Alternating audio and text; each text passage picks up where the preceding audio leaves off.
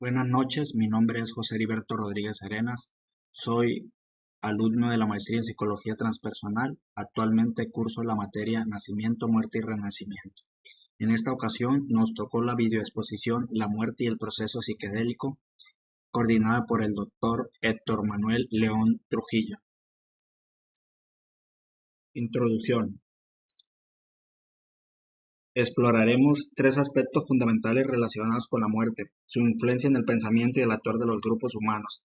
Este trabajo inicia con un comparativo de la concepción de la muerte desde las diferentes religiones y cómo estas creencias influyen en la manera en que las personas comprenden y enfrentan el proceso de morir. Cada religión tiene su propia visión sobre el destino del alma y el significado de la muerte, lo cual puede influir en el comportamiento individual y colectivo, desde la idea del paraíso o el infierno en el cristianismo e islam. En las diversas religiones surgen respuestas y consuelos ante la incertidumbre de la muerte. Seguidamente nos adentraremos en la relación inseparable entre la conciencia y la muerte. Por último, exploraremos el impacto de la terapia psicodélica en el contexto de los enfermos terminales. Relataremos un caso específico en el que se utiliza la psicodélica como una herramienta terapéutica para ayudar a los pacientes a enfrentar su inminente muerte, extraído del libro Stanislav Grof, El viaje definitivo. La conciencia de la muerte. Quizás el hombre se convirtió en un hombre desde el momento en que empezó a enterrar los cadáveres de sus congéneres, inventó el ritual funerario y elaboró las creencias en la supervivencia o en la resurrección en el más allá de los fallecidos. La religión católica señala que es la religión monoteísta con más fieles. El cristianismo entiende la muerte como la transformación de la vida y por lo tanto no se considera una pérdida. Se basa en la esperanza que da temple al cristianismo y lo distingue de los demás hombres. Esta esperanza cristiana no se deposita en un paraíso perdido, sino en la incertidumbre del cielo apalabrado. El desafío se le presenta a los cristianos es a través no sólo de creer en la inmortalidad de las almas, sino esperar en la resurrección de los cuerpos. Si bien los cristianos hablan de resurrección tras la muerte, no se debe confundir con la reencarnación en la que los cristianos no creen.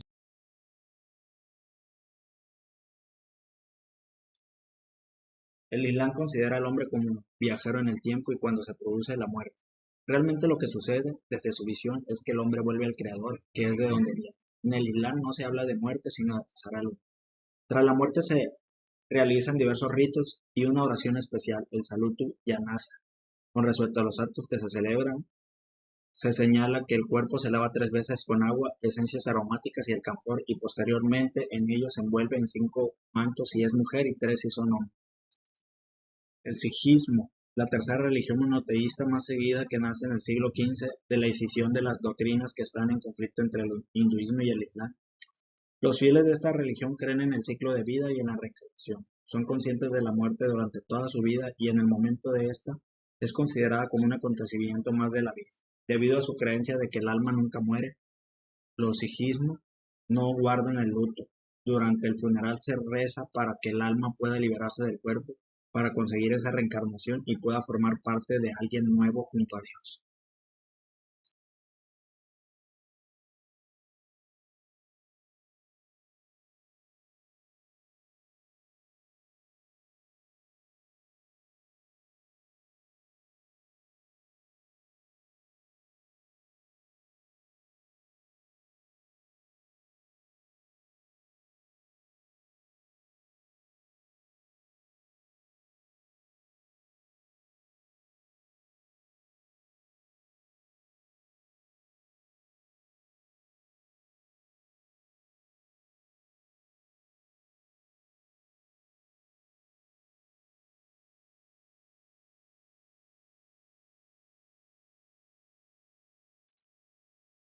El judaísmo considera la muerte como la finalización de la vida en este mundo. No es considerado el final, sino que el fallecido migra a otro nivel. En otras palabras, la muerte para ellos es el final de la vida en el aspecto físico, pero no en el espiritual. Desde el momento en el que mueren, su cuerpo debe estar cubierto, pues su exhibición está considerada una práctica deshonrosa. Debe encontrarse dispuesto en el suelo y rodeado por velas encendidas, situando una de ellas en la cabeza, de forma que recuerde que el alma es la luz del Señor. No se suele aportar flores, pues son símbolos de vida y al igual que todos aquellos objetos de decoración y espejos deben ser cubiertos. Para simbolizar la purificación del cuerpo, Este es el lavado a manos de hombres en caso de que el fallecido lo fuera, o por el contrario, por mujeres. El fallecido quedará tras ese ritual dispuesto sobre un ataúd de madera en ausencia de joyas y cualquier objeto, pues debe de ser juzgado por sus méritos y acciones realizadas a lo largo de su vida y no por sus pertenencias. En este apartado tenemos un comparativo del pensamiento de las 4 religiones que se han revisado. Para el cristianismo católico, su concepción de muerte es que la resurrección tras la muerte, inmortalidad de las almas. Para el Islam, la muerte del difunto vuelve al Creador, origen de todo. El sijismo concibe la vida como un ciclo de vida y la reencarnación. Para el judaísmo, la muerte es el final del aspecto físico, pero no del espiritual. La conciencia y la muerte. Desde el enfoque transpersonal, la conciencia se considera un fenómeno fundamental y central en la experiencia humana. Se entiende como la capacidad de ser consciente de uno mismo, de los demás y del entorno, y de tener una experiencia subjetiva de la realidad. La conciencia es lo que nos permite experimentar, percibir, pensar, sentir y ser consciente de nuestra existencia. En relación con la muerte, el enfoque transpersonal sostiene que la conciencia trasciende la vida física y continúa existiendo después de la muerte del cuerpo. Desde esta perspectiva, la muerte se considera un tránsito o una transición hacia otra forma de existencia en la cual la conciencia puede seguir evolucionando y expandiéndose. En este sentido, la muerte se considera una oportunidad para trascender el ego y entrar en una experiencia más amplia de conciencia. Se cree que la muerte, la conciencia, se libera de las limitaciones y las ataduras del cuerpo y tiene la posibilidad de expandirse y fundirse con una realidad más vasta y trascendente. En este sentido, la reflexión es que tal vez la muerte sea un paso dentro de un proceso de eterna creación, pues si concibiéramos a la fuente de la conciencia como energía, entenderíamos que ésta se funde en ella misma para volverse a crear y prácticamente de manera definitiva. El proceso psicodélico se refiere a la experiencia o viaje mental inducido por el consumo de sustancias psicodélicas como el LSD, ácido lisérgico, la psilocibina presente en los hongos alucinógenos y el DMT, dimetiltriptamina, entre otros. Esta sustancia altera temporalmente la percepción, la cognición y la conciencia de quien las consume. El uso ritual de sustancias psicoactivas ha acompañado al ser humano desde tiempos muy remotos. Diversas plantas con propiedades alucinógenas han sido utilizadas como parte del complejo sistema mágico religioso y métodos de sanación psicoespiritual en todo el mundo. La ciencia moderna ha retomado este antiguo interés por el potencial visionario de las sustancias psicoactivas a través de la investigación clínica con fármacos psicodélicos. Durante el proceso psiquedélico, las personas pueden experimentar una amplia gama de efectos que varían desde las alucinaciones visuales y auditivas hasta cambios profundos en la forma en que perciben el mundo. En este sentido de identidad, estos efectos pueden ser altamente subjetivos y depende tanto de la dosis como de la disposición mental y el entorno del individuo. Los psicodélicos suelen afectar el sistema serotoninérgico del cerebro, lo que implica una modulación de los receptores de serotonina. Esto conduce a una mayor conectividad entre diferentes áreas del cerebro que normalmente no interactúan con tanta fuerza, lo que puede conducir a experiencias intensas e inusuales. El proceso psicodélico puede ser tan placentero como desafiante. Algunas personas describen la sensación de ser uno con el universo, superando el ego y aumentando la creatividad y la introspección. Otros pueden estar luchando con emociones fuertes y necesitar confrontar aspectos de su vida o de ellos mismos que pueden resultarles difíciles o incómodos. Estudio de caso. El caso de Jones, intervención de terapia psicodélica. Este caso fue tomado del libro de Stanislav Grof, El viaje definitivo, la conciencia y el misterio de la muerte. El caso de John, en cambio, ilustra los caprichos y a menudo sorprendentes efectos que la terapia con psicodélicos puede tener sobre el dolor, incluso el que resiste altas dosis de narcóticos. Recibió una dosis relativamente pequeña de DPT y sus experiencias carecieron de la profundidad que habíamos visto en las sesiones de muchos otros pacientes. Después de lo que había parecido al principio como un infructuoso tratamiento terapéutico, su padecimiento agonizante desapareció por un periodo de varios meses. Cuando conocimos a John por primera vez, durante el ciclo de visitas a la unidad de oncología del Hospital del Sinaí, se encontraba profundamente deprimido y completamente absorto en su enfermedad. Había guardado cama durante varias semanas sin poder levantarse ni tan siquiera para ir al baño. Su estado de ánimo era decaído y totalmente pasivo. No comía casi nada, no quería escuchar la radio ni leer un libro o el periódico. Tampoco estaba interesado en ver la nueva televisión en color que le había traído especialmente su suegra. El único tema en el que parecía estar lo suficientemente interesado como para querer discutirlo era la naturaleza e intensidad del dolor y el sufrimiento que le causaba su enfermedad. Se quejaba de que, fuera cual fuera la posición que adoptara su cuerpo, sentía un dolor intolerable que se incrementaba a cada nuevo movimiento que ensayaba. Sentía pánico a cada nuevo cambio de posición, sintiéndose literalmente paralizado por este agonizante dolor físico que capturaba y absorbía toda su atención.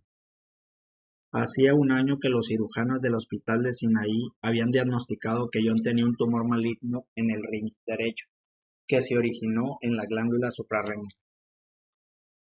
Una nefrectomía, extirpación radical del riñón afectado, fue practicada sin demora. Sin embargo, el tumor ya se había extendido, convirtiéndose en una metástasis, y en los siguientes meses John padeció los síntomas de su extensión progresiva.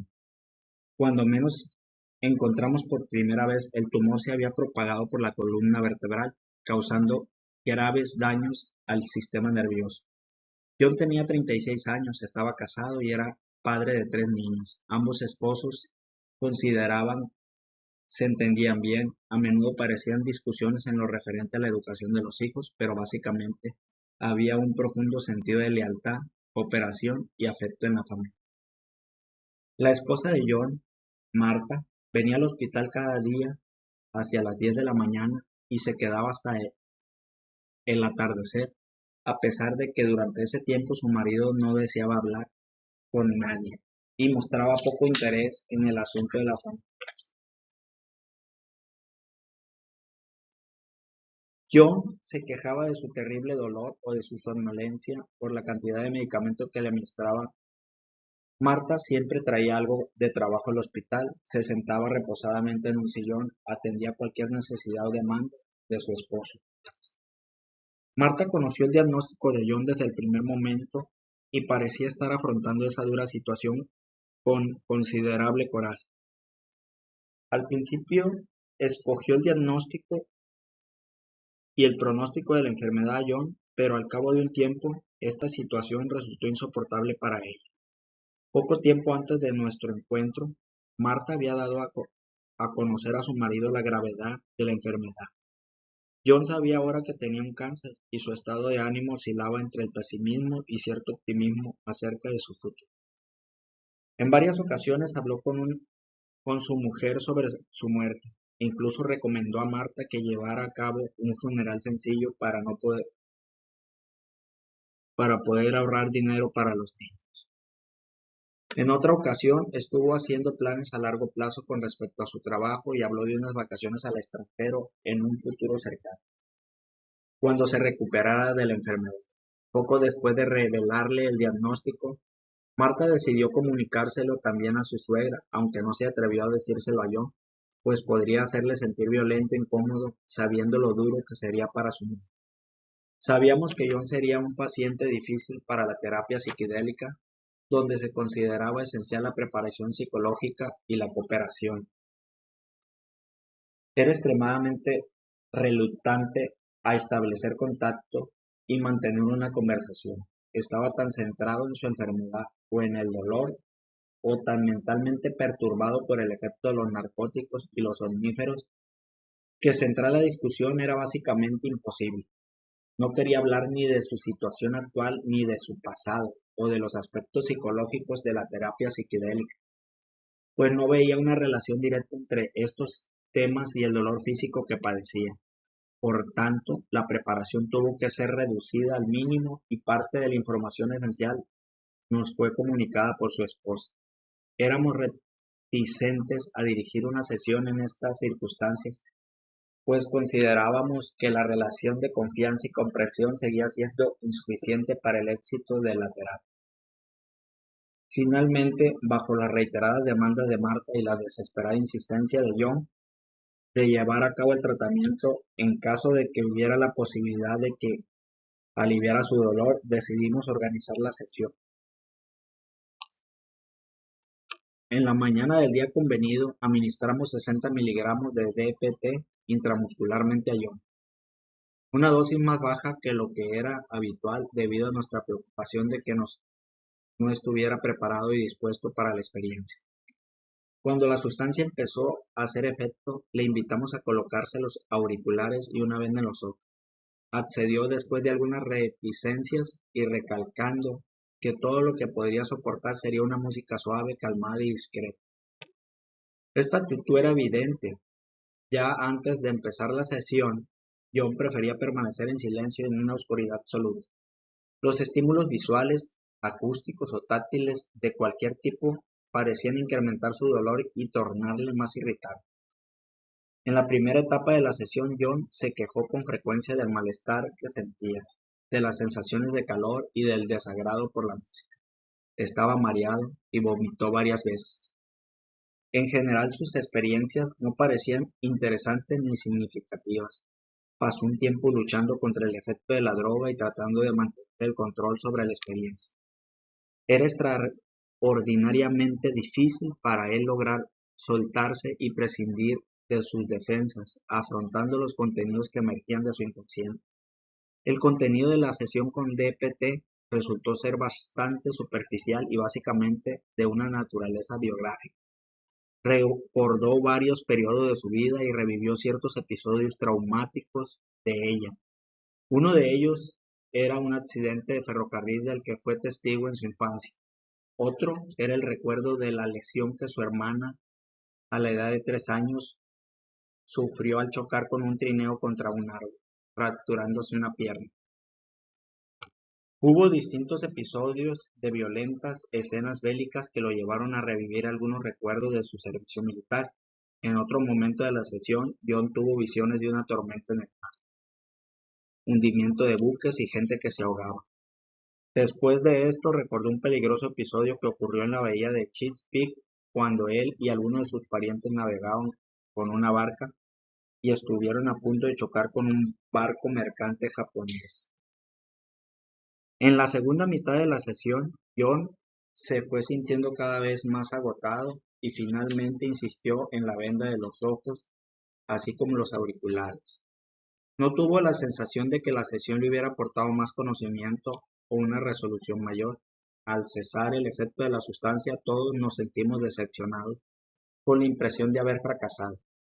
Para John, el único aspecto positivo de esta sesión fue el recuerdo de un breve episodio en el cual visualizó una gran jarra llena de té helado que parecía ser de gran importancia y está relacionada con algún problema o situación relevante que ocurrió en su infancia. Volvía una y otra vez a esta imagen durante la conversación posterior a la sesión. Aunque no llegó a develar el significado de esta visión, su recuerdo le llenaba de excitación. Cuando al día siguiente a la sesión nos reunimos con John, lo encontramos en la cama extremadamente débil y cansado, y casi sin hablar. Esto no dejaba de confirmarnos nuestra impresión de que la sesión no había servido para nada, de que habíamos sido un fracaso. Esta situación cambió radicalmente el segundo día de haber llevado a cabo la sesión. Su humor mejoró de forma espectacular, sonreía a la gente y empezaba a comunicarse con su familia y con el personal del hospital. Cuando hablaba con su mujer, mostraba interés por los chicos, algo que no había hecho durante meses anteriores. Pidió que le dejáramos un radio y se dedicó a escuchar música suave. El aparato de televisión en color estaba ahora encendido varias horas cada día. Para sorpresa de todos, el dolor que afligía a John había desaparecido por completo. Esto era especialmente sorprendente, dado que una de las metástasis que se encontraba localizada en su espina dorsal estaba invadiendo las raíces de los nervios localizados en la zona. John podía ir al lavabo sin necesidad de ayuda, así como dar cortos paseos por el pasillo del hospital. Dejó de comentar reiteradamente los problemas de su enfermedad y su sufrimiento, y disfrutaba de la conversación sobre temas políticos, sociales o familiares. Según Marta, su esposo aparecía totalmente transformado. Era una persona completamente diferente. No era raro verle sonreír y bromear, mostrando interés por todo tipo de cosas. Otro hecho interesante ocurrió 10 días después de la sesión, cuando estábamos analizando las respuestas de John al cuestionario de la experiencia psicodélica. Descubrimos que había respondido positivamente al punto visiones de personajes religiosos: Buda, Jesús, Mahoma, Sri Ramana, Maharishi, habiendo anotado un valor de 5 sobre una escala del 0 al 5. Esto nos sorprendió mucho, pues al acabar la sesión le pedimos si había aparecido elementos religiosos en ella y había respondido negativamente. Cuando le preguntamos sobre esta contradicción, nos respondió: hubo un momento en el que vi un gran bronce y esa estatua dorada oriental, como le llaman, Buda. Había una inscripción en la base, pero estaba toda en latín. Como yo no conozco este idioma, no podía interpretarlo.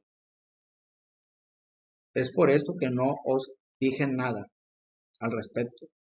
Poco después de llevarse a cabo la sesión, John abandonó toda la medicación anterior, no padeciendo dolor durante más de 2 meses, hasta poco antes de su muerte. Una sesión que inicialmente fue considerada por todas las personas involucradas como un fracaso total, resultó uno de los éxitos terapéuticos más rotundos de nuestro estudio. Este fue el caso más espectacular que encontramos en nuestro estudio en lo referente a la relación de la terapia psicodélica con el alivio de un dolor intratable, la incongruencia entre el contenido de la sesión por un lado y el resultado terapéutico por el otro. Es un buen ejemplo de la impredecibilidad del efecto de la terapia psicodélica sobre el dolor. Grof, Stanislav, 2006.